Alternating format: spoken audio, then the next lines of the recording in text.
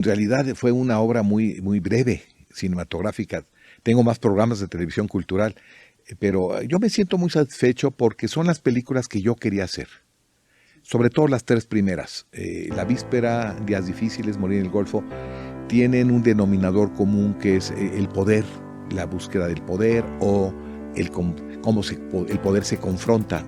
Por ejemplo, empresarios, estados, cacique contra gente que quiere volverse cacique, etcétera. Y Miroslava fue una invitación que me hizo mi amigo Ignacio Durán.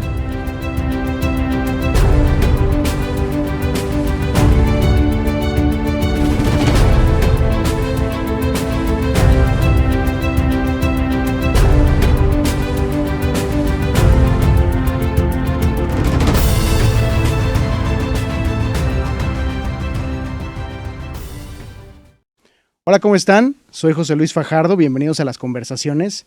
Y hoy tengo un invitado muy especial y estamos en un recinto muy especial para todos los que nos encanta y amamos el cine, que es la Cineteca Nacional. Hoy estoy con el doctor y hoy maestro nuestro, Alejandro Pelayo.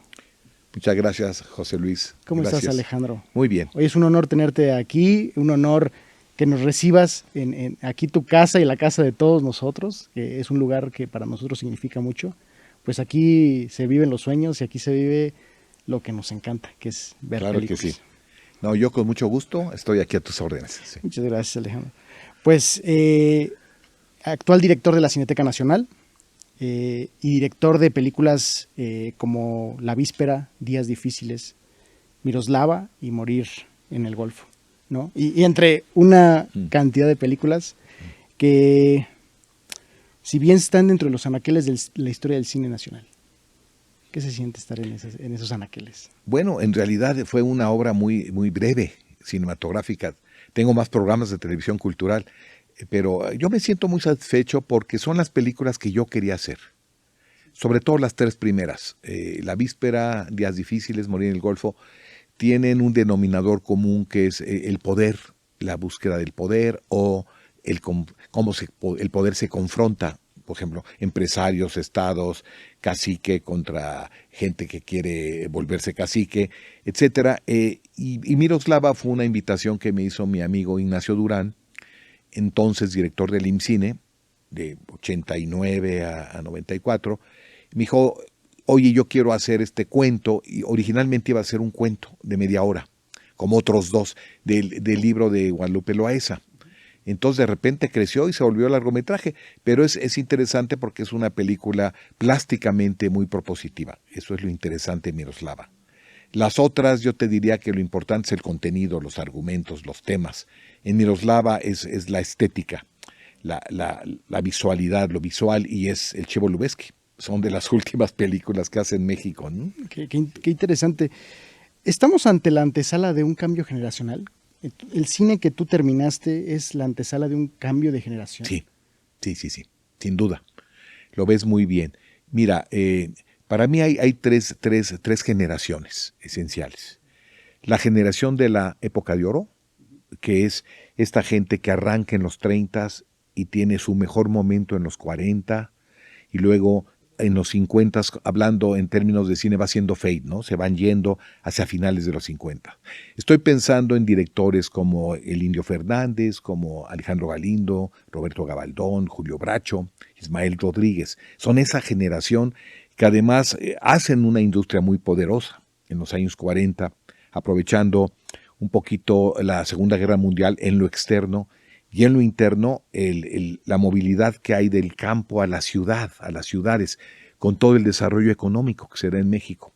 Lo que se llama el famoso milagro económico, el desarrollo, ¿no? Que va, y que la gente se mueve de lo rural a lo urbano, y el cine es el espectáculo favorito. Y entonces es la época de oro, es cuando el cine es muy buen negocio. Es cuando realmente es muy buen negocio, tanto por lo interno, mercado interno, como el mercado externo. Se exportan películas, Latinoamérica sobre todo, el sur de Estados Unidos, porque las potencias están en guerra. Entonces, entre 40 y 45 es un momento de auge del cine mexicano y se hace un cine de muy buena calidad, muy bien hecho. O sea, estoy pensando en películas como Historia de un gran amor, las películas del Indio Fernández, Campeón sin corona, Por ejemplo, Gabaldón hace en aquella época La Barraca, que es una espléndida adaptación cinematográfica. Esa es como la generación de esta época de oro. Luego viene la que yo he denominado la generación del cine de autor, que es cuando los cineastas en los 60 empiezan a querer hacer cine, el sindicato no los deja, entonces se hace ¿te acuerdas? Aquel concurso de cine experimental, el primero, surge Rubén Gámez, surge Alberto Isaac, surge Juan Ibáñez, José Luis Ibáñez. Entonces, ¿por qué es de cine de autor? Porque ya son sus temas, ya no son los géneros como en época de oro. Ya no es el melodrama de cabaret o el melodrama rural o la comedia ranchera. No, son sus géneros, son sus historias. Por ejemplo, yo te diría que el punto más alto en este sentido sería el concurso de cine experimental en 65 y luego Los Caifanes. Los Caifanes de Juan Ibáñez, que sale del cine experimental, ya es una historia escrita por él con Carlos Fuentes. O sea, ya es de él la historia.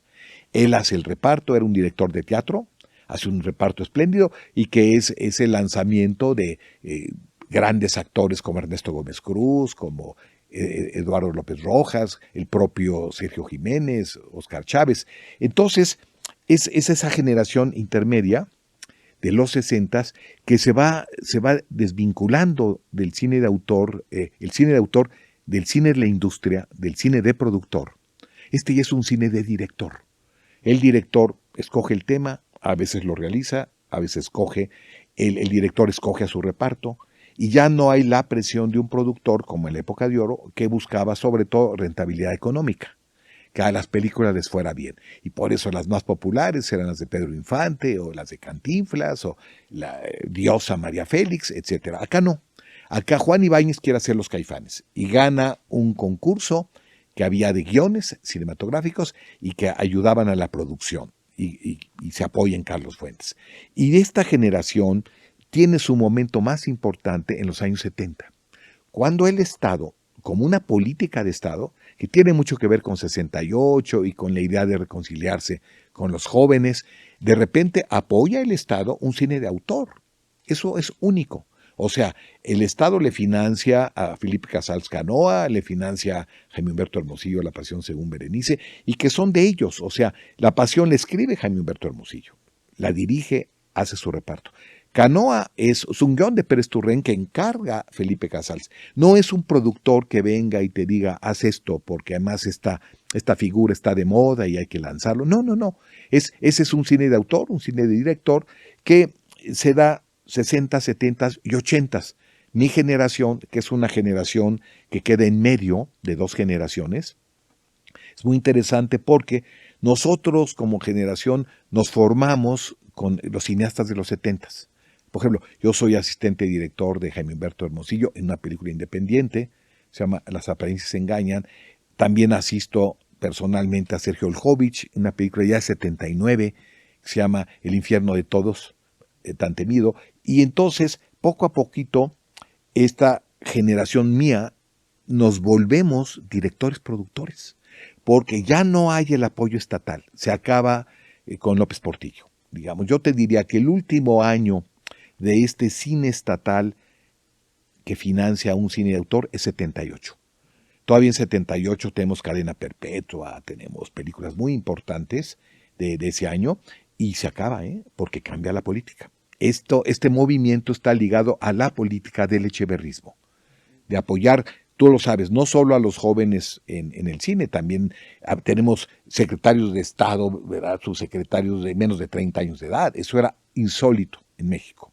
O sea, que los jóvenes tuvieran acceso a puestos de poder, etcétera. Y en el cine fue muy claro.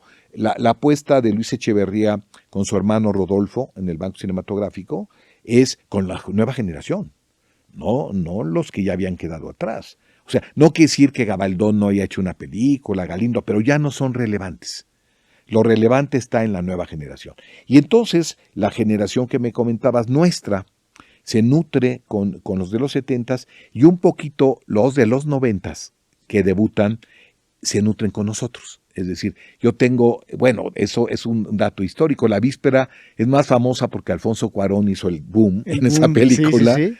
O Guillermo del Toro me hizo los maquillajes de los muertos en Morir en el Golfo. Y como tú mencionabas antes, bueno, tuve la suerte de trabajar con Guillermo Navarro como fotógrafo en Morir en el Golfo y con Lubezki, el famosísimo chivo, ¿verdad? De 3 Óscares en Miroslava. Entonces, esta generación yo la denomino la generación de la diáspora. ¿Por qué? Porque es la que sale. O sea, de esta generación es sin duda Cuarón, es Memo del Toro, sus fotógrafos, sus directores de arte, Brigitte Bloch, su fotógrafo, por ejemplo, Rodrigo Prieto, en el sentido del apoyo. Y el otro que los va a alcanzar es González Iñárritu, pero hasta el año 2000. O sea, pasa casi una década, porque, o sea, ¿qué es lo que hace que salgan adelante, por ejemplo, Cuarón y Del Toro? Que hacen una película financiada por el Estado, que iba precisamente a la conquista de otros mercados. O sea, esto es muy importante. O sea, nuestras películas en los años 80, digamos, Morir en el Golfo, que fue la que tuvo más presupuesto, el presupuesto estaba alrededor de $300,000. Morir en el Golfo, 89. Miroslava brinca a $1,000,000. Solo con tu pareja debe haber costado mínimo $800,000. Cronos rebasa el millón. Cabeza de vaca rebasa el millón. Eran películas con otros valores de producción, dirigidas a impactar el mercado internacional, y lo logran. Y recuperar un poco en México ese público de clase media que se había perdido, ¿verdad? Ante la ola de películas de ficheras y de narcofrontera, etcétera. Entonces, claro, de repente, como agua para chocolate, bueno, no solamente recupera al público de clase media mexicana y arriba, sino es un éxito en Estados Unidos. Y eso le permite también a Alfonso Arau irse a hacer películas en Estados Unidos, o sea, Paseo por las Nubes y algunas otras. O sea, lo que quiero decirte es que esa generación de los 90 es la que sale. Ahora, nosotros, ¿por qué no? Tú me dirías, de las preguntas que te gustaría hacer.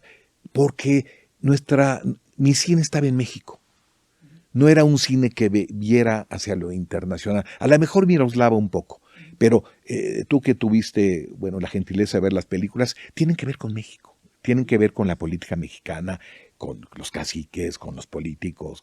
Entonces yo nunca pensé en algo afuera, yo pensaba en algo adentro. Y por eso el cine mío que es más representativo sería la trilogía del poder. Las 3 películas primeras. O sea, La Víspera, Días Difíciles, Morir en el Golfo, tienen un denominador común, son películas realistas, tienen temática que tiene que ver con el poder. O sea, La Víspera es el poder hacia adentro, la espera, la nostalgia por el poder. Y que solo se iban a entender internamente, ¿no? En México, claro, porque sacarlo era como, pues no lo vivo. Es el lenguaje de los políticos, esta cosa que ves en La Víspera, es México. O sea, este personaje que habla de la época, o sea, engolado, ese es el político mexicano, sí, de esa época. Luis Estrada, ¿no? Que también le habla a un... Sí. Luis Estrada, sobre todo en la Ley de Herodes, regresa a ese mundo, pero con un tono más satírico. Claro.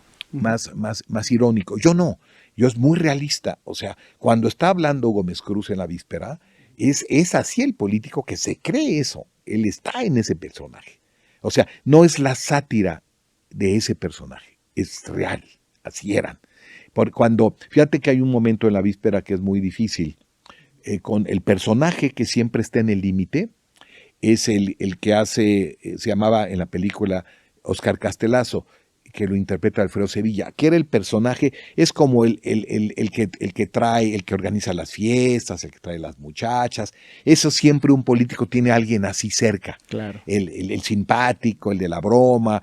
Y entonces, en La Víspera está subido al tope, en la fiesta, cuando declama. Entonces, si te vas allá, se vuelve ridículo. Entonces tienes que sostenerlo.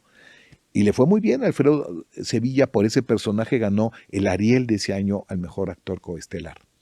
Y Gómez Cruz el Ariel al mejor actor estelar. Era su primer estelar. Gómez Cruz, antes de La Víspera, que es de 82, siempre había hecho coestelares. Espléndidos, Cadena Perpetua, Ariel coestelar, en Canoa está maravilloso, en otras películas está muy bien, en los propios Caifanes, pero en La Víspera es su estelar. Y gana su Ariel como mejor actor estelar de ese año, que además es un año de los 80s es un año de crisis. Nos costó mucho trabajo hacer cine, José Luis. Las condiciones eran dificilísimas. Una devaluación terrible, una inflación todo el tiempo, permanente. No hay apoyo ya estatal, los 80s, cero.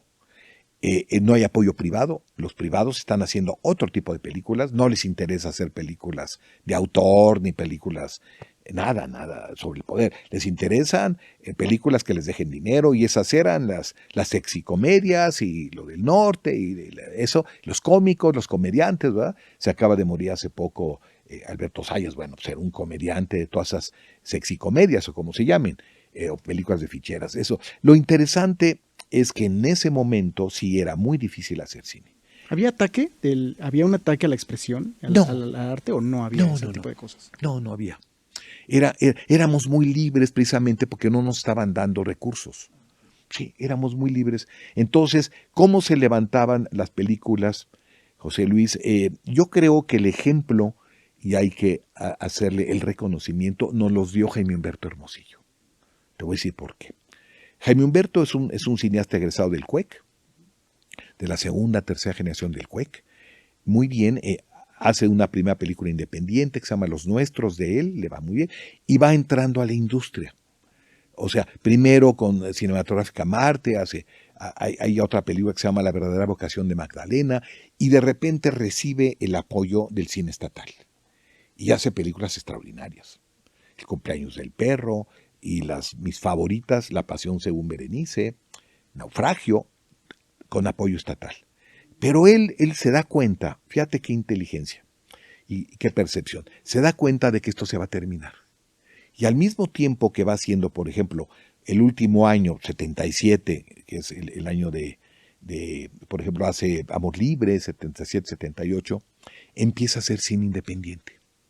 Es cuando yo lo conocía de antes, porque como tú viste, yo entré a una compañía que se llama Daza Films por el lado administrativo. Entonces yo lo conocí ahí, él era socio de Daza Films, era buen amigo mío, y entonces me dice: Alejandro, venme a ayudar en esta película. Y hace una película, haciendo películas de industria, 35, con la producción, con grandes, hace una película independiente en cooperativa, 16 milímetros, con un tema muy fuerte, se llama Las apariencias engañan, con Gonzalo Vega e Isela Vega, los dos Vega. Entonces es hacer un cine chiquito, con pocos personajes. Yo era asistente de dirección, asistente de producción, o sea, ayúdame en todo lo que se pueda.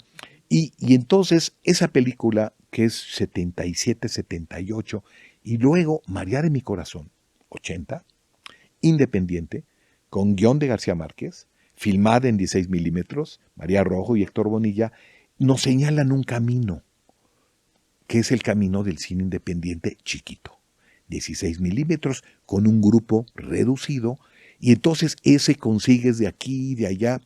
Los actores, los técnicos, el fotógrafo, entran en cooperativa, se hace un punteo, como si hicieras un presupuesto. Mira, María Rojo ganaría 100,000 pesos por esta película, tiene 100,000 pesos en puntos en el presupuesto de la película.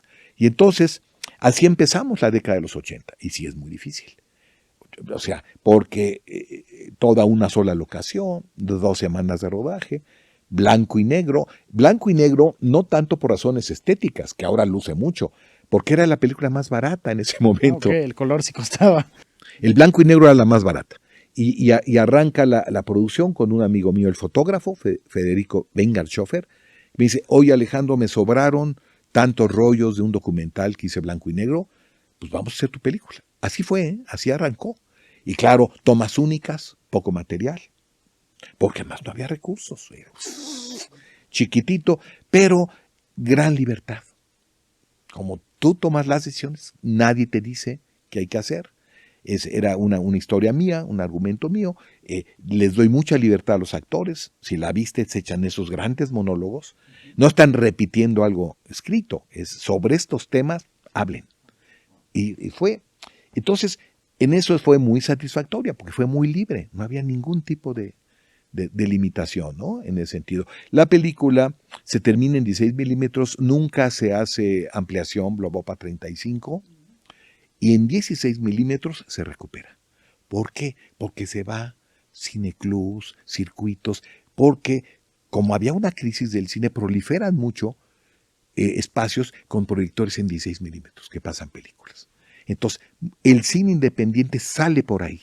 Knockout sale por ahí, María de mi corazón sale por ahí. Y entonces se ven y se recuperan. Y había unos circuitos que había organizado la CEP, donde iban las películas con anormales. O sea, si iba un cuate así de plano, cargando su proyector, a pasar películas a normales, casas de cultura. Entonces, en ese circuito se recupera la víspera. Y tengo la satisfacción de pagarle a todos los que participaron su parte proporcional. Fue la película mía en ese sentido más exitosa, porque más fue muy barata. Entonces, sí fue difícil. Y entonces, esta generación nuestra, digamos, como nos volvemos productores, entonces la generación que sigue, Alfonso Cuarón, Memo del Toro, son también productores. Y esa es la diferencia fundamental por la que logran hacer una carrera internacional.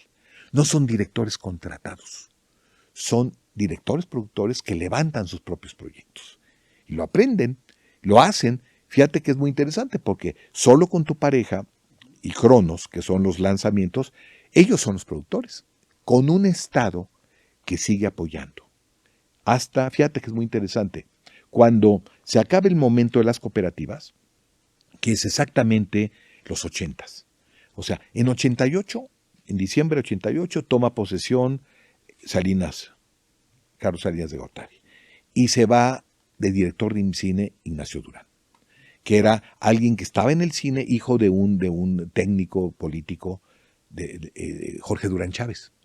Entonces, Nacho Durán había sido un promotor cultural, subdirector de Bellas Artes y agregado cultural, Suecia, la Gran Bretaña, Washington. Viene director de cine, él estudió cine en Londres, en la famosa London Film School. Y entonces, pero no se quiso dedicar a hacer cine, hizo documentales, dijo, esto no es para mí, y se mete de funcionario cultural, de muy alto nivel. Entonces, él nos dice, miren, el Estado, estamos ya en pleno neoliberalismo. El Estado ya no va a producir directamente. O sea, en 90 se hacen las últimas películas de Conacine, que todavía existía, y de Conacite 2. Conacite 1 ya había desaparecido. Las dos últimas películas estatales 100% son Pueblo de Madera y la de Juan Antonio Larriba y La leyenda de una máscara de Pepe Will. Ahí se acaba, 90. Entonces, las últimas. Él en 89, que es como el año de la transición, es el año donde todavía había cine independiente y el IMCINE apoyaba, el IMCINE no de Nacho Durán, el IMCINE de antes, el de Alberto Isaac, después Soto Izquierdo, apoyaba algunas películas con la tercera parte del presupuesto. Por ejemplo, a mí en Días Difíciles, que fue muy barata, costó $100,000, el Estado puso $33,000. Morí en el Golfo puso $100,000. El resto fue la cooperativa que las hacía y una empresa privada. Tabasco Films, con Morí en el Golfo, y Producciones Penichette en Días Difíciles. Entonces nos convoca Durán a un grupo de cineastas, de estos del cine independiente, ahí andaba Cuarón, o sea, estaban empezando. Y dice, a ver, el Estado ya no va a producir directamente. O sea, ya Conacine no va a producir, ni Conacite. Entonces vamos a hacer contratos de asociación en participación con ustedes, con empresas productoras de ustedes. Ya no queremos cooperativas porque no se puede justificar con el sindicato una película en cooperativa que cuesta $1,000,000, como Cabeza de Vaca. O sea, entonces, ya no. Y entonces se crean las empresas. O sea, Memo del Toro hace su compañía productora. Cuarón hace su compañía productora. Nosotros, mi grupo, hacemos Aris Films. Miroslava la hace Aris Films. Ya no las cooperativas. Las últimas películas en cooperativa fueron dos, fíjate qué interesante, dedicadas a la conquista. Retorno a Aztlán, que fue 100% independiente, cooperativa, Juan Mora, y Cabeza de Vaca. Gigantesca, una compañía de Berta Navarro, un cacho de la cooperativa de nosotros, el quinto centenario de España, que les dio dinero, Televisión Española, bueno, ya no se justificaba que fueran en cooperativa. Ahí es el cambio, ahí lo ves.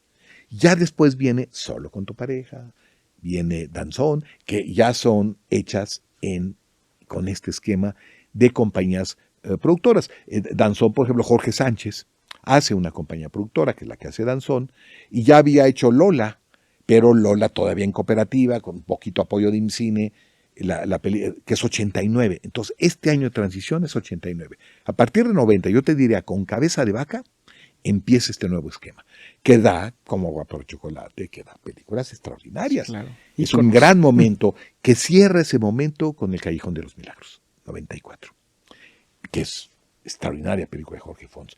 Principio y fin, que fíjate qué interesante, esas dos películas, Principio y fin de Arturo Ripstein, 93, Callejón de los Milagros de Jorge Fons, 94, las produce una compañía de antes, Alameda Films, que viene de la época de oro, porque es don Alfredo Ripstein, papá de Arturo, que compra esas novelas del premio Nobel a Fus y hace esas dos extraordinarias películas.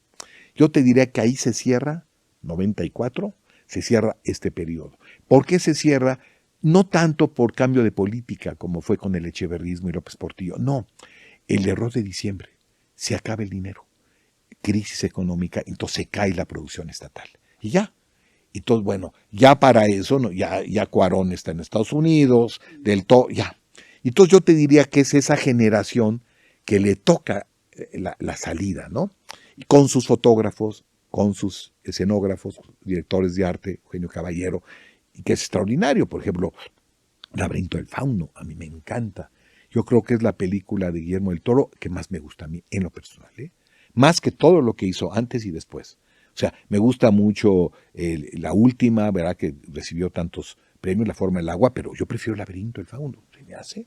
Entonces, son estas tres generaciones. Entonces, a mi generación, a mí me toca trabajar con los 70s, aprendo el esquema cooperativista con Jaime Humberto Hermosillo, y sí, entran a trabajar con nosotros, que andaban Cuarón en el CUEC, Fernando Cámara con el sonido, la entrada a todas las películas, hace Knockout. Fíjate que Knockout, Cuarón ya es asistente de José Luis García Gras, asistente de dirección, y como es una película independiente, bueno, pues estuvo en toda la planeación de Knockout. Mariano Varo también ya se incorpora, por ejemplo, con Alberto Cortés, Enamora a la vuelta de la esquina, película independiente del concurso, del tercer concurso, ahí está ya Mariano Varo de asistente director. O sea, que esa generación, digamos, de los 90s, de alguna forma, sí participa con nosotros. El único que no es Alejandro González Iñárritu. Es más, yo te diría que yo no conocí a Alejandro hasta Cannes en el 2000, cuando fui director yo del IMCINE ese año, presenta Amores Perros. No lo conocía porque venía del radio, venía de la publicidad, no hace algo antes, o sea, si los hizo no los conocemos.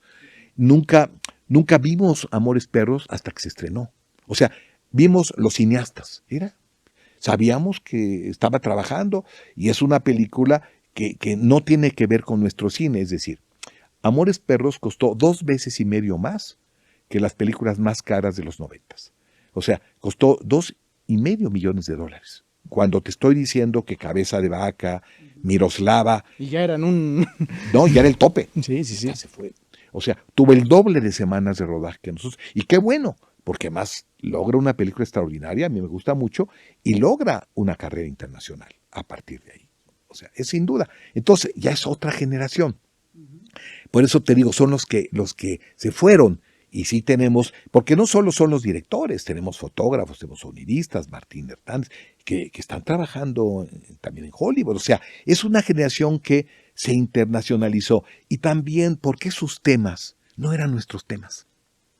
No, eran temas internacionales. O sea, Solo con tu pareja pudo haber sido hecha en cualquier parte. Es una comedia moderna, sexual, con el SIDA. Cronos es el género. Ese Cronos pudo haber hecho donde sea, porque es el género de Memo del Toro, que además nunca se ha salido su género, afortunadamente. Es un maestro en el género del terror, del horror. De la fantasía. Pero no tiene nada que ver con las películas de contenido político como Canoa o como Días Difíciles o Morir el Golfo. Es otra cosa. Por eso ves tú la diferencia en las generaciones. Nosotros nos formamos, yo me formé en el cine europeo. Estudio en Europa, no en Estados Unidos. Cuarón se forma con directores americanos que venían a filmar a México. y en el CUEC. Y Memo del Toro, pues es su género. Él se forma solito, es autodidacta. No es producto de una escuela que se ha ido a estudiar fuera, no. Es autodidacta básicamente. Se forma en Guadalajara y luego con nosotros. Pero con nosotros haciendo maquillaje, haciendo efectos, que es lo que le gustaba. Preparando después ya Cronos, ¿no? Ahí fue muy importante su madrina, su amiga, su socia, Berta Navarro. Berta Navarro es quien detecta el talento de Del Toro y la apoya con todo para hacer Cronos.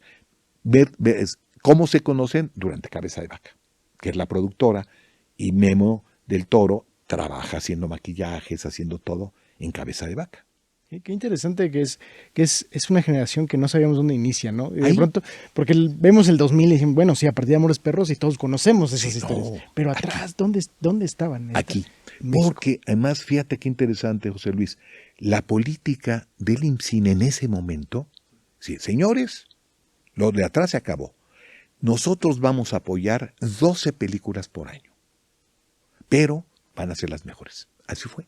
Sí. No presupuestos chiquitos. Lo que necesita una película porque queremos que salgan. Y salieron. Digo, Cabeza de Vaca, como agua para chocolate. Miroslava Mía se estrena en Bruselas, tiene mucho éxito, sobre todo en Europa. Se vende en la televisión francesa, en arte, no en Estados Unidos. En Estados Unidos como que no era el cine que les interesaba.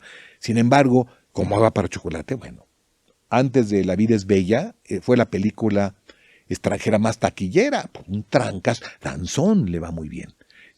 Se presenta en la quincena de realizadores de Cannes, o sea, sí es un cine que salió y salió a otros mercados que no compraban cine mexicano, o sea, ya no son los mercados latinoamericanos, ya es Italia, Francia, Japón, Estados Unidos. Abre la puerta en México. Sí, a otros cine, así como allá en el Rancho Grande le abren 36 la puerta a la época de oro en Cuba, en Colombia, en el sur de Estados Unidos. Este cine abre el mercado europeo, que es completamente diferente, porque son momentos, y es el tipo de película, o sea, no es lo mismo hacer una película que te cueste X, es decir, yo te tengo que decir, yo ya desde Morí en el Golfo y Miroslava, las hago con el presupuesto que se necesitaba. Ya no tuve que sacrificar ni meter a gente en cooperativa. No, era esto. Son 6 semanas y en esto se gasta el dinero. Y tienen una presencia diferente, ¿no? Claro. Es otra cosa en términos de producción. Claro, y se nota. Oye, Alejandro, ¿dónde nace tu amor en el cine? Porque si bien ya investigando un poco más de ti y toda esta parte, tú empiezas en el derecho, empiezas en la ITAM, empiezas... cualquier otra cosa que no tenga nada que ver, y hoy hasta diriges la casa máxima del cine. Sí. ¿Cómo fue este amor? Mira, José Luis, te cuento. Todo es circunstancial. Es decir, bueno, mi papá fue Luis Manuel Pelayo, actor. Entonces, bueno, yo de chiquito quiero decirte porque mis papás desafortunadamente se divorcian cuando yo tenía 10 años de edad. Entonces mi papá, y entonces vuelve, ya sabes, papá de fines de semana, de que recojo a Alejandro, estoy con él el sábado y lo devuelvo, ¿no? Así fue. Pero en esas recogidas y que me llevaba, entonces yo lo acompañaba, porque en los sábados se trabajaba normal, no era como el domingo, digamos. Entonces, por ejemplo, él grababa un programa que se llama Calimán, muy famoso. Entonces yo lo acompañaba a las grabaciones de Calimán, que las hacía los sábados en la mañana. Entonces íbamos a Calimán, me compraba cuentos, estaba yo leyendo cuentos ahí ya sabes, de esos que salían, y entonces él hacía Calimán. Entonces yo estaba ahí metido leyendo, y ya me llevaba a comer, me paseaba y me llevaba a la casa en la tarde con mi mamá, digamos, ¿no? Luego lo acompañaba a las filmaciones de repente. Entonces, a los 10 años, 12 años, 13 años... Pero nunca piensas que te vas a dedicar a eso. Ahí está, yo lo oía y lo oía trabajar y todo. Y después yo era muy cinéfilo. O sea, yo fui hijo único, digamos. Yo tengo solamente 2 medias hermanas. O sea, una política, que es Beatriz Paredes, Rangel, media hermana por lado de mi mamá, y otra hija de mi papá, de su segundo matrimonio, que se llama Rosita Pelayo. O sea, nada más. Hijo único de ese matrimonio. Entonces, mi mamá me llevaba mucho al cine. O sea, yo recuerdo, por ejemplo, haber visto Peter Pan en el Cine Alameda, haber visto muchas películas con ella. Yo me iba solo al cine. Entonces, si me gustaba una película, estoy hablando de películas comerciales, ¿eh? O sea, de entretenimiento, puro entretenimiento. Hay una película muy que me gustaba mucho, que además cuando entrevisté al productor, años después, se llamaba Viva la Juventud. Entonces me enamoré perdidamente de Yolanda Varela. Entonces yo creo que esa película la vi 10 veces, man, porque más cantaban y bailaban y estaba Resortes, el Poli contra la UNAM, estaba Andy Russell, María Victoria, Yolanda Varela. Y entonces, pero era entretenimiento. Hubo una película que me cambió completamente, lo tengo clarísimo, a entender que había otro cine, no el cine de entretenimiento. Fue 8:30, en el cine Arcadia. Yo estaba entrando a la universidad, 18 años, veo 8:30, no entiendo nada. La de Fellini. ¿Qué es esto, director? Pero me doy cuenta que hay otro cine, que hay que pensarle y que hay que reflexionar y que hay que entenderlo. Porque 8:30 más es complejísima, son todos estos niveles, el director que tiene que hacer la película y todavía no sabe qué hacer. Y entonces ahí yo te diría que me vuelvo cinéfilo. O sea, ya no ir al cine para entretenerme, sino buscando ya las películas. Y me toca la suerte, volviendo a Derecho, yo estudio Derecho porque cuando yo hago la preparatoria, era una preparatoria de 2 años, no de 3. Entonces tú tenías que escoger desde secundaria, después de tercera secundaria, a qué área te ibas. No había como ahora después el área, el sexto año, no. Entonces ya, ciencias sociales, a mí no me gustaba las matemáticas, no me gustaba la química, me gustaba la historia, me gustaba el civismo, ciencias sociales. Entonces, es el bachillerato de Derecho. Ahí estuve. Y estuve en el CUM. Tuve 2 años en el CUM en el bachillerato de Derecho. Mi compañero de una generación arriba es Ignacio Durán, que también estudió Derecho. O sea, tenemos una vida como muy paralela y hizo cine, etcétera, etcétera. Fue director del IMCINE. Entonces, a partir de 8:30, descubro el otro cine. Entonces, había muchos cineclubs en la universidad. El de psicología, entonces veo Psicosis. Había el de ciencias políticas, el Justo Sierra, entonces ver las películas políticas. Llegaba cine cubano, cine brasileño. Es el momento del cinema nuevo, en ese momento, en los 60s.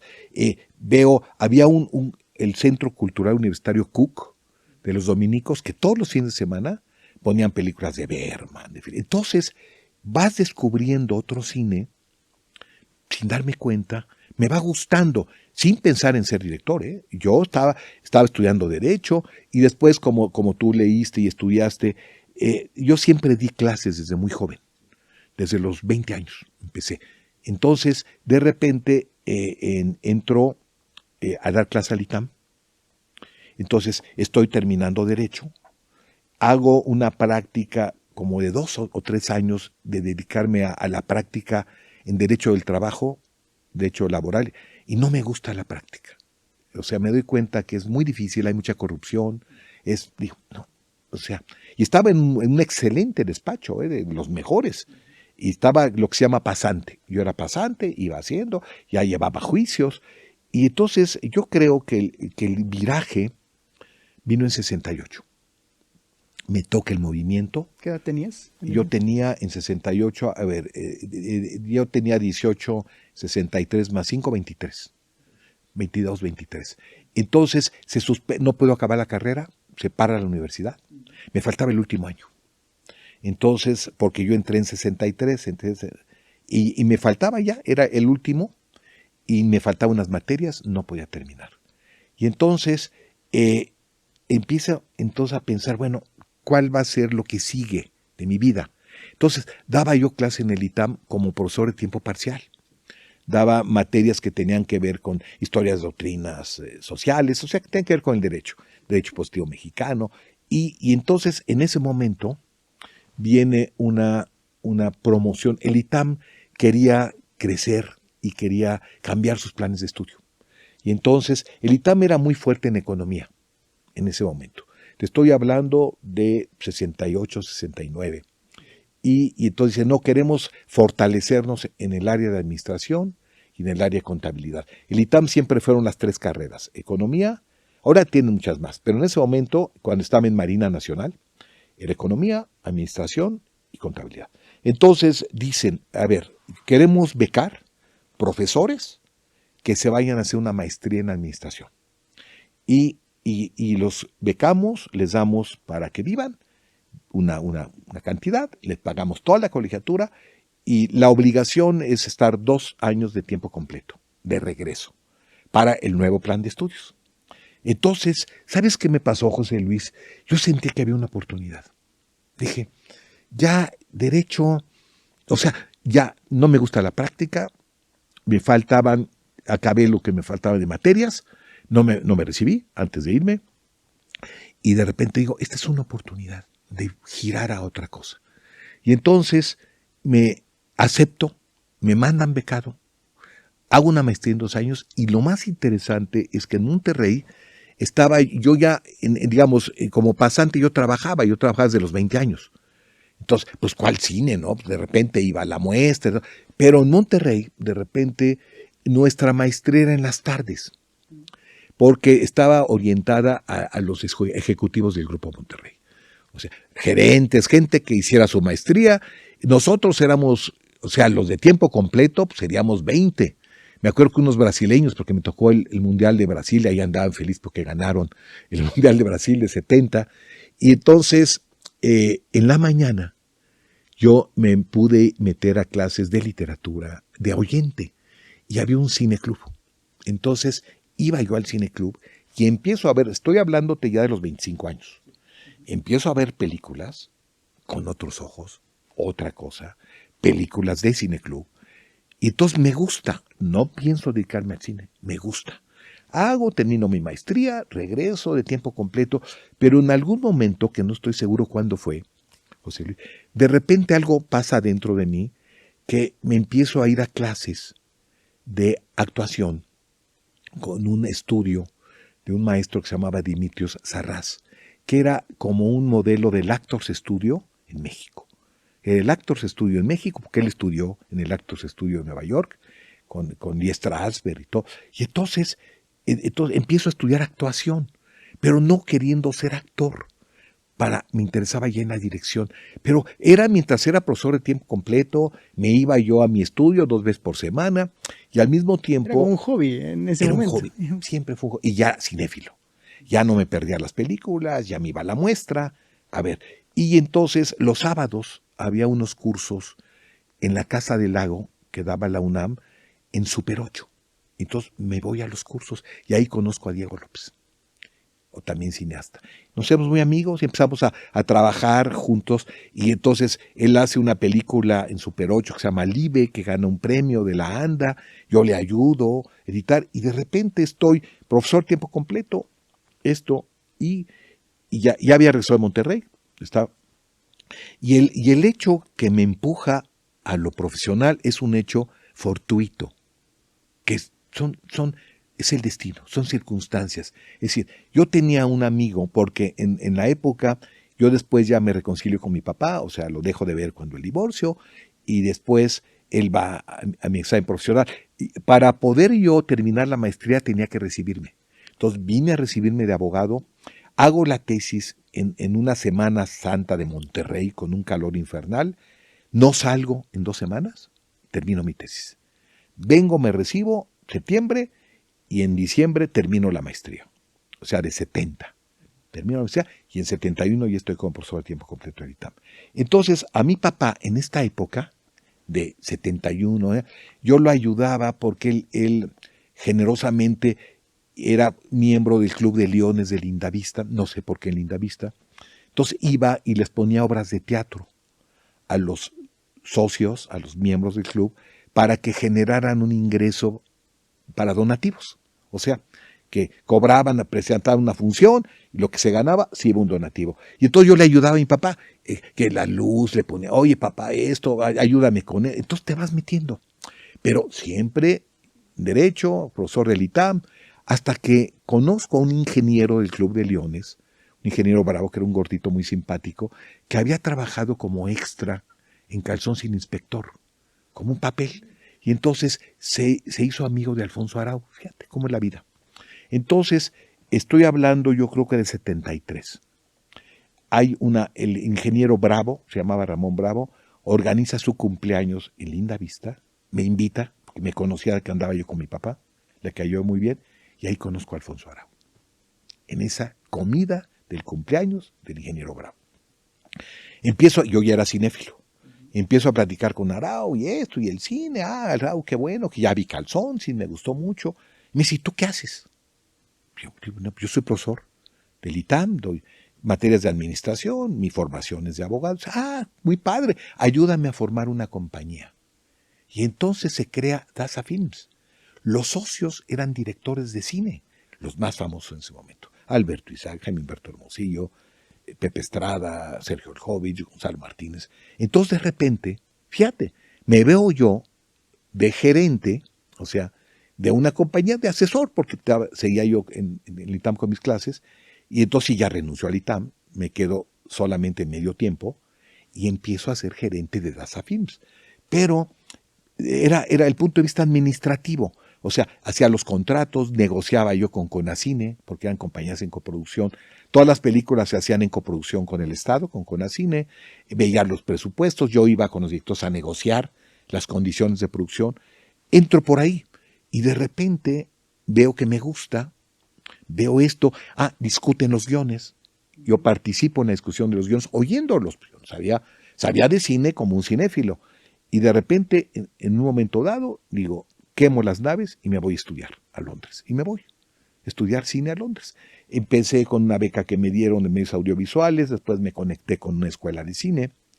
Era una escuela muy buena en diseño, pero tenían un departamento de cine muy bueno, que ahí había estudiado Luis Mandoki, que lo conocí en Londres. Y entonces, así fue.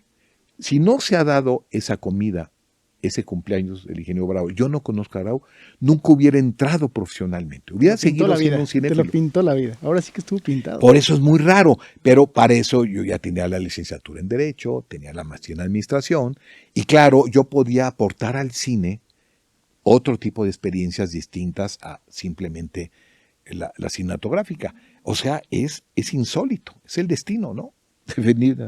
¿Cómo te enfrentas? O sea, de ser el aprendiz a pasar a ser el director, ¿cómo te sentiste? ¿Cómo fue esa experiencia tuya? O sea, internamente, ¿sentiste una satisfacción? ¿Sentiste miedo? ¿Qué sentiste cuando dejas de ser aprendiz? Mira, yo te diría que fui muy irresponsable. ¿Por qué? Porque en realidad yo había hecho, en ese entre 71, 72, yo quise entrar al CUEC. Fíjate qué interesante. Ya me había interesado el cine. Pero en el CUEC era muy difícil de entrar. Era una sola escuela de cine, no se había fundado el CCC. Era la única escuela y aceptaban 15 estudiantes cada año, como ahora. Y entonces, era una época del CUEC muy, muy militante. Entonces, este puño sí se ve, si no, no entras. Entonces, fíjate qué coincidencia. Yo entro al CUEC como maestro. En el área de producción, 5º año, les doy mercadotecnia aplicada al cine, porque ya traía la formación. Y como maestro me podía meter de oyente.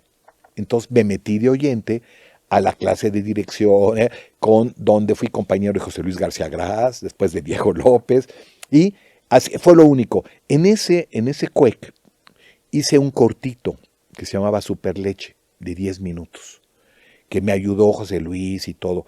Es un cortito que por ese cortito entro a la Escuela de Cine en Londres, porque eran 10 minutitos, sin música, silente, pero se contaba una historia perfecta en 10 minutos. Entonces, era mi única práctica.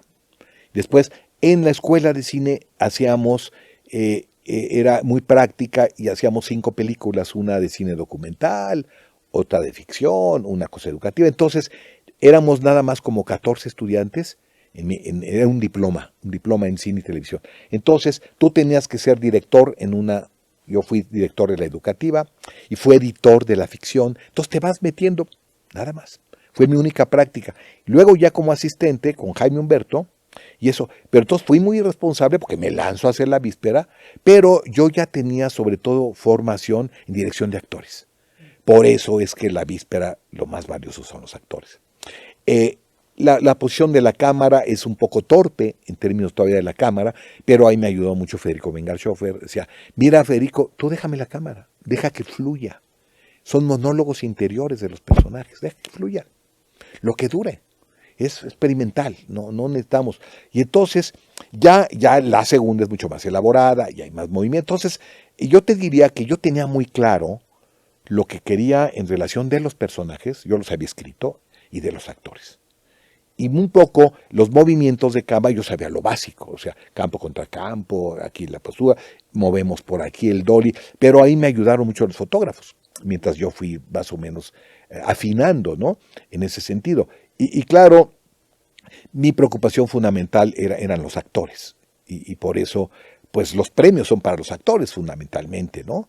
Eso fue, pero sí fue responsable porque me lancé con haber hecho se llamaba Superleche de 10 minutos y luego estos cortos y ya. O sea, pero son las circunstancias. O sea, ¿hacías un cine para ti o para la audiencia? no, yo creo que para la audiencia, pues yo sabía que era una audiencia muy reducida. Okay. O sea, era hacer un tema que es interesante porque me gustaba mucho el tema, los argumentos, o sea, cómo es esta presentación de los personajes políticos. Mira, La Víspera tiene mucho que ver con la relación con mi hermana, que es política. Entonces, bueno, yo iba a esas fiestas, de repente me llevaba a ella, donde uno declamaba y hablaban de política. Días Difíciles tiene que ver mucho con el intento de secuestro a Garzazada, que se muere en el intento, y con algo que viví estando en Londres, que es el asesinato de Aldo Moro, cuando lo secuestra un grupo que se llama Brigada Roja y pide que suelten prisioneros a cambio de Aldo Moro. Y no. Y él era presidente de la democracia cristiana. No aceptan y lo matan. Entonces, de ahí viene la tesis de Días Difíciles en relación con el secuestro. Es decir, cuando peligra uno de tus miembros, pero su vida pone en peligro a todo el grupo, sacrificas a tu miembro. Y ese es Días Difíciles. Y Morir en el Golfo, pues es la novela de Gary Caracamín, que yo desde que la vi dije, yo quiero filmar esto. Entonces, sí eran temas que me interesaban, pero yo los quería compartir con el público. Y salían, las gente les gustaba. Era como otro género, ¿no? Yo creo que es como thriller político, es otra cosa, ¿no? No tiene que ver con el cine que se estaba haciendo, como tú dices. Es algo muy especial, ¿no? Sí, exacto. Que tiene que ver con mi formación y con mi interés en lo social, en lo político, en la historia. Entonces vas encontrando. Se enriquece muchísimo una película cuando hay una historia detrás, una historia personal, porque a veces es generar historias por generar una historia, sí. Y de pronto tu cine sí trae una historia, está cargada de una emoción personal. Sí. ¿No? Y eso creo que es lo que, no sé si se está perdiendo sí. o estamos haciendo algo tan masivo, o sea, el día de hoy tenemos plataformas digitales que te generan un contenido sí. masivo, pero siento que se merma la capacidad de apreciación. Sí, claro, tienes tanta oferta que muchas veces no sabes. ¿No? ¿Qué es lo que no te gustaba de ser director? Mira, la parte más difícil es armar los proyectos desde el punto de vista financiero. O sea, es decir, conseguir los recursos, nos toca los 80s, o sea, las 3 películas mías esenciales son en esa década, que es una década de crisis económica. Entonces, bueno, por ejemplo, en Días Difíciles, yo hubiera preferido que la manifestación contra el Grupo Castelar fueran 100 personas, no 20. O sea, es decir, tienes el problema de los recursos, sobre todo en las 2 primeras. En la víspera, si he tenido más recursos, a lo mejor hago mucho más tomas y no solo una sola toma, que es como quedó, esa se queda en la película. En Días Difíciles, te digo, era muy complejo. El tema de Días Difíciles se va integrando muchas cosas. Entonces, era una película muy ambiciosa en términos temáticos, de argumento, para los recursos con los que se contaba, ¿no? Entonces, hay una disparidad.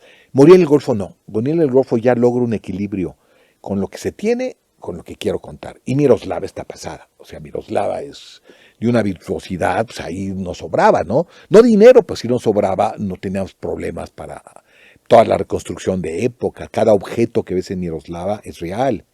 Los Phillips Morris que salen son de la época de los Phillips Morris. O sea, entonces, lo más difícil siempre es cómo armar el presupuesto de la película, cómo conseguir los recursos y que no sacrifiques nada de tu visión personal. Yo tuve la suerte que siempre, como las 3 películas yo las armé, nunca tuve una imposición de reparto, ni de esto, de nada.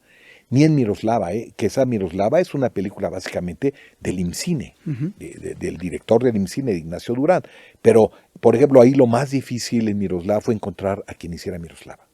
Fue meses de buscar a la actriz, porque Miroslava pues, era de origen eslavo, era de Checoslovaquia. No, que hablar español. Que hablar español. Sí. Rubia. Miroslava original era rubia, luego se pinta el pelo al final para ensayo de un crimen. Y entonces fue muy difícil. Hicimos casting en México. Hice lo que ya no se hacía de repente, filmar escenas en casting para ver a las actrices en pantalla. No daba. Hasta que Guadalupe Loaesa me dice, oye, está Ariel Dombal.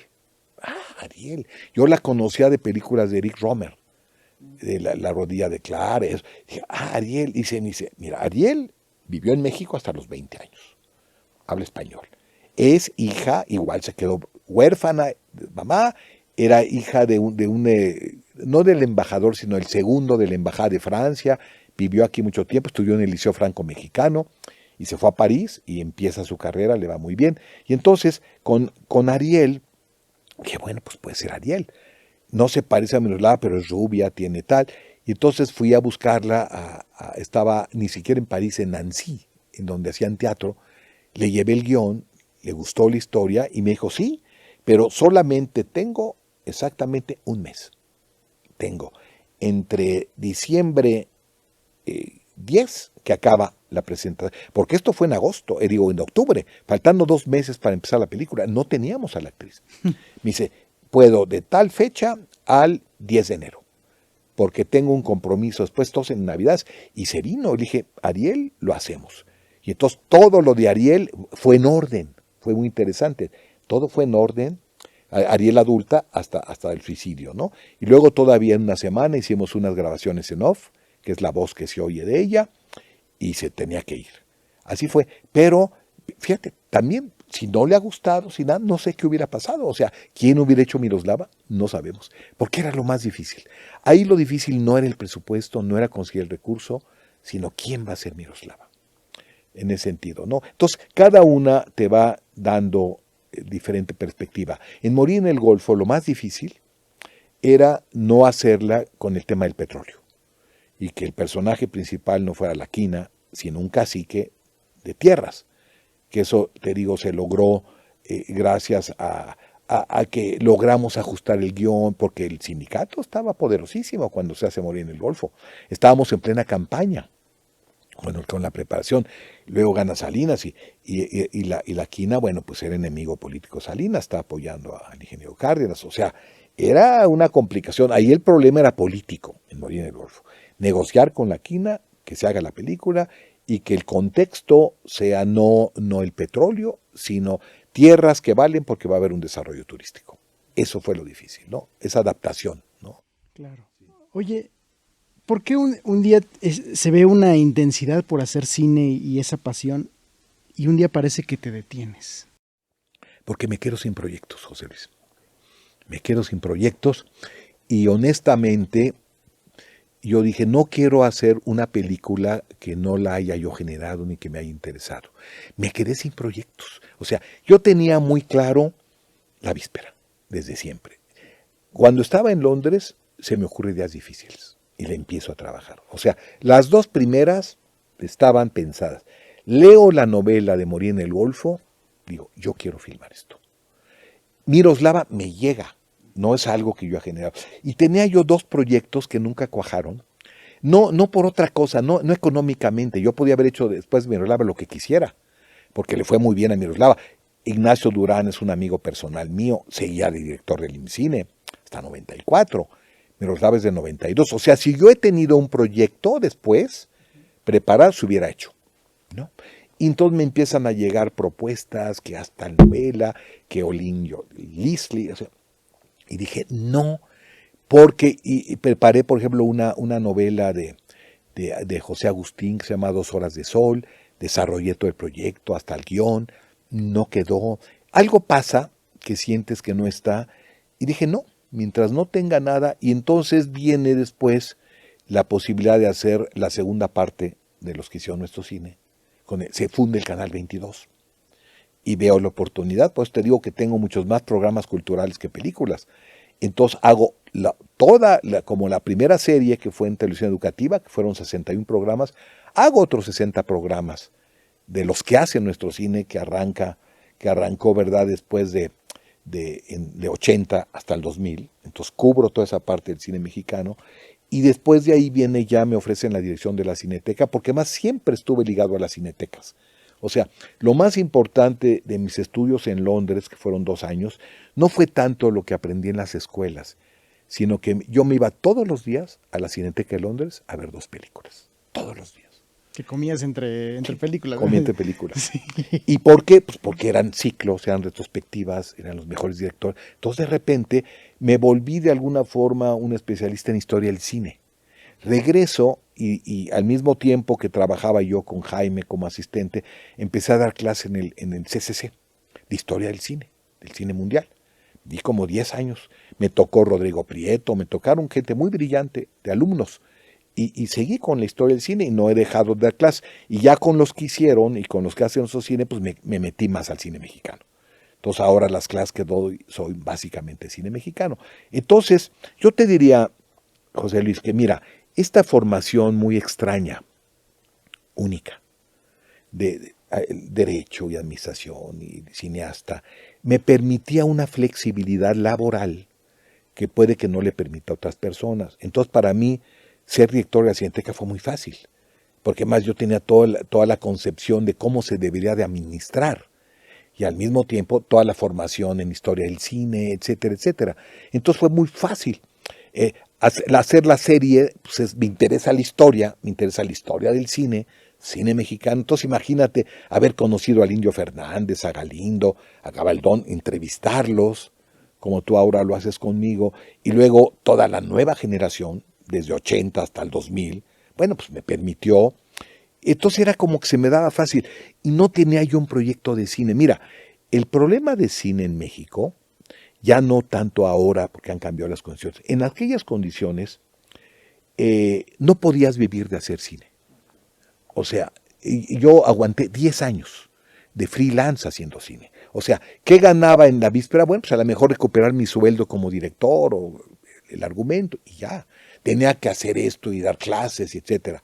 Porque se hacía muy poco cine, el cine de nosotros. O sea, tú podías vivir de hacer cine si hacías películas de ficheras, porque todos no parabas. Y ni siquiera era cine, eran videocines. O sea, te las echabas en 2 semanas. Hacer eso. O sea, yo no quise sacrificar mi vocación, mi gusto por el cine, teniendo que vivir de hacer cine. Porque entonces hubiera hecho lo que me hubieran ofrecido. O sea, no, ya no hay. Te digo, terminó el sexenio, subió Jorge Alberto Lozoya, había una novela que él quería que yo filmara, la vi, no me interesó, le dije, mira esto, Jorge Alberto, mejor no. Intenté hacer 2 horas de sol, hice el guión, había las posibilidades, no quedó como yo quería. Luego había otras ofertas que me digan, de veras, pues Miroslava, ahora lo de, ¿cómo se llama? Nahuino Lins, ¿no? Así, Nahuila, ese personaje, o Aspitamorio, no. Ya, yo no me quiero. Entonces, surge la posibilidad del 22, digo, no, esto es lo mío, fueron 2 años. Cada serie de los que hicieron nuestro cine fueron 2 años de trabajo. De 83 a 85 la primera serie y la segunda de más o menos de 93 a 94 a 95. Entonces, pues eso fue, ¿no? Y luego ya la Cineteca. Ahora, si yo vuelvo a tener un proyecto que me guste, que me interese, sí, o sea, lo desarrollo y sé que voy a dedicar 2 años de mi vida a eso. Independientemente de lo económico, nunca pensé que yo iba a ganar de hacer las películas, o sea, de que les fuera muy bien, ¿no? No sabía. Con que se pagaran, que tuvieran una difusión, les fue bien, se recuperaron. Miroslava le fue muy bien, te digo, en Europa, se recuperó y ya, hasta ahí llegas. O sea, nunca lo vi como un modus vivendi, porque además me permitía mi vocación hacer diferentes cosas, administrar, etcétera, ¿no? Eso te da otras opciones, ¿no? ¿Te sientes satisfecho? con lo realizado? Sí, mira, yo te diría que siempre quedó como la película que quisieras que cerrara todo.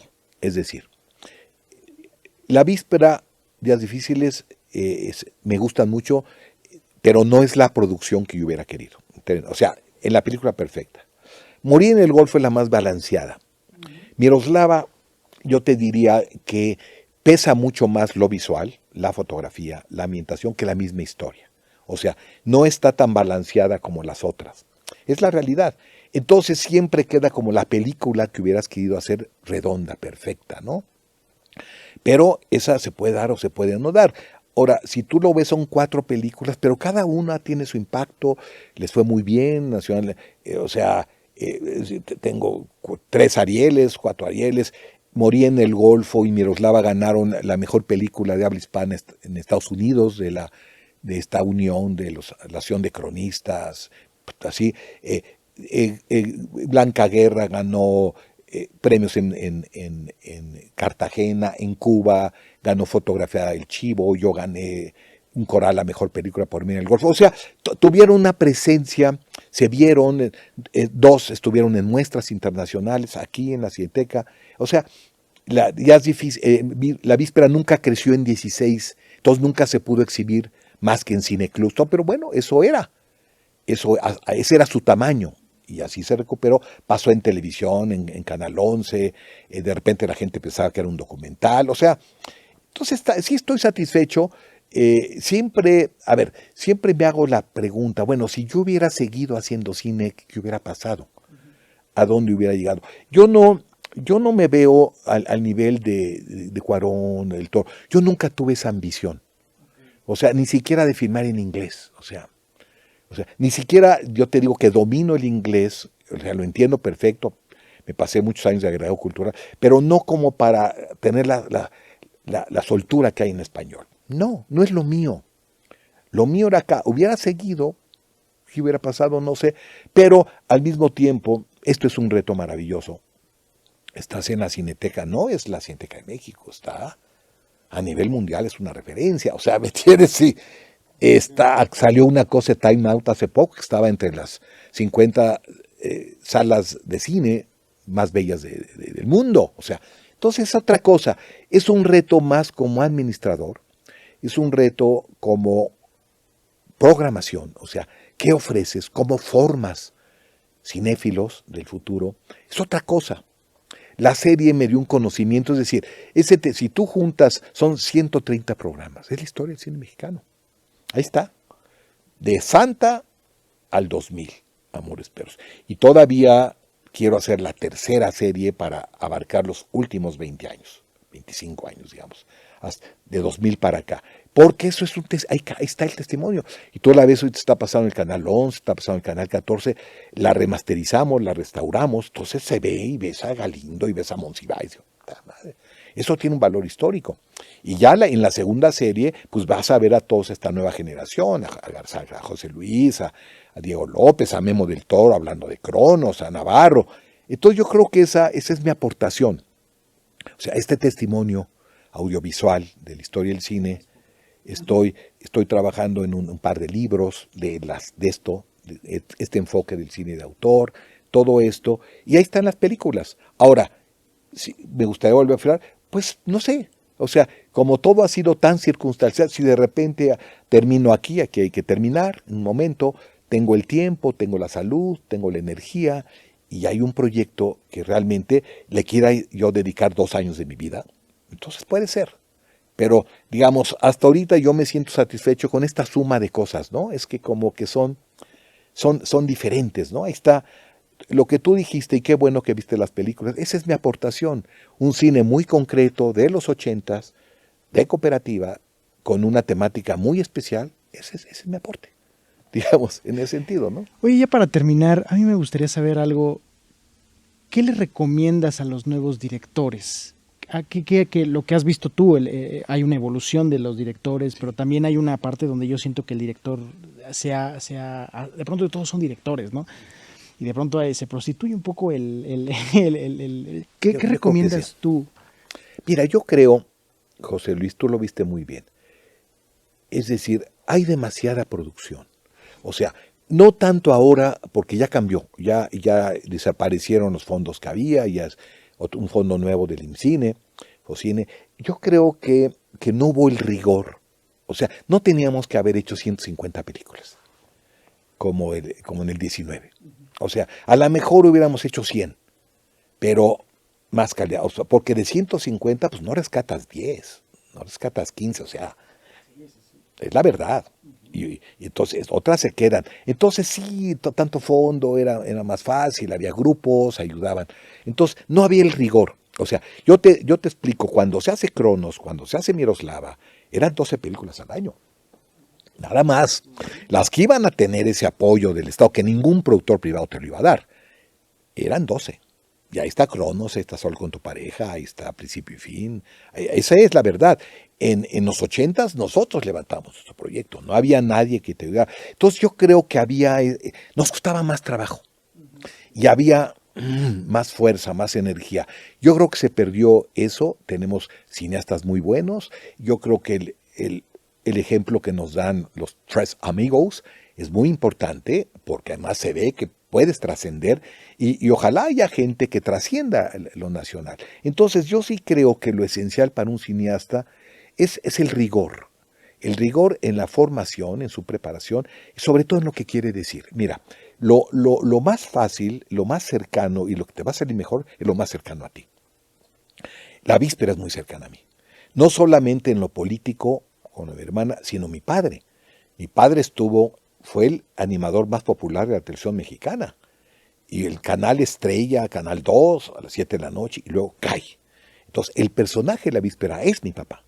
O sea, aparte de los políticos, es mi papá viéndolo en su casota del Pedregal, tocando el piano solito, que yo iba a platicar con él, y este cuate que tuvo ¡pum! Entonces, efectivamente, son temas que trae uno esencialmente y que quieres contar algo distinto. Yo creo que eso es lo más fácil. Fíjate, si tú lo ves en la historia del cine, lo que no envejece son las historias.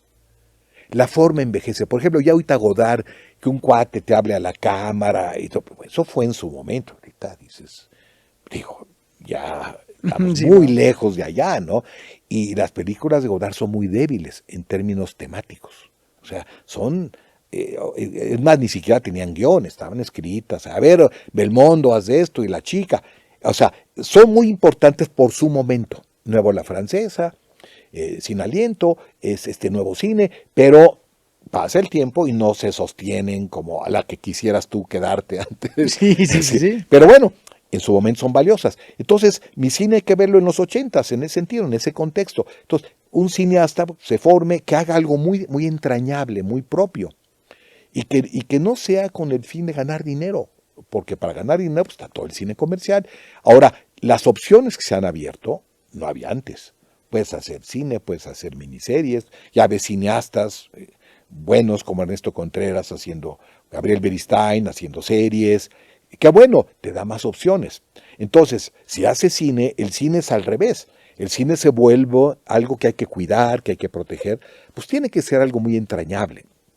Es, como tú le decías, es el amor al cine y el amor a querer hacer algo y saber que hay muchos obstáculos, no es fácil.